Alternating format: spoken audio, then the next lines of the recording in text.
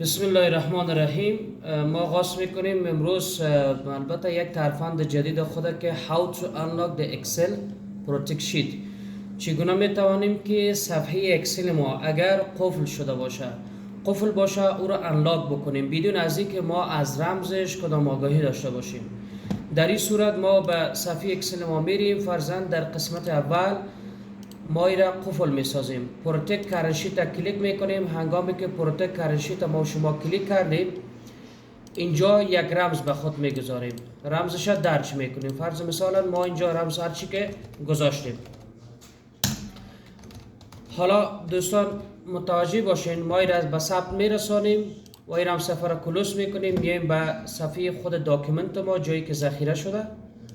حالا تیبل آف امپلایمنت که هنگام کلیک میکنیم قفل است. ما هیچ کاری نه کدام حجری را انتخاب کرده میتونیم، نه کدام نوشته کرده میتونیم، هیچ کاری را ما انجام داده نمیتونیم.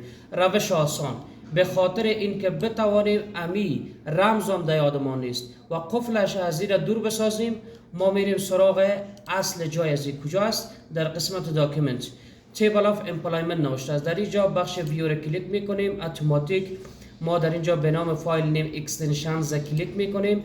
در اینجا که رفتیم F2 را فشار میدیم یا رینیم میسازیم. حالا امی بخش اکستنشنش تبدیل میسازیم به RAR. پس انتر میکنیم، یس اوکی میکنیم. حالا به این رر تبدیل شد. بعد این را باز میکنیم. حالا که باز کردیم اینجا فایل اکسل نوشته است، اکسل کلیک میکنیم. بعدا ورکشیت. حالا در شیت اول ما رفته. شیت اول ما را که هنگامی که من کلیک میکنم اینجا برنامه نوتپد چی میشه؟ ظاهر میشه. اتوماتیک ما کنترل اف فشار میدیم. در اینجا نوشته میکنیم پروتکشن. هنگام پروتکشن نوشته شد فایل نکس میکنیم. هر جا که پروتکشن پیدا کرد این پروتکشن حذف میسازیم. بعدش میایم در اینجا ما امیرم به ثبت میرسانیم و اینجا هم یا ثبت شد. حالا کلوز میکنیم.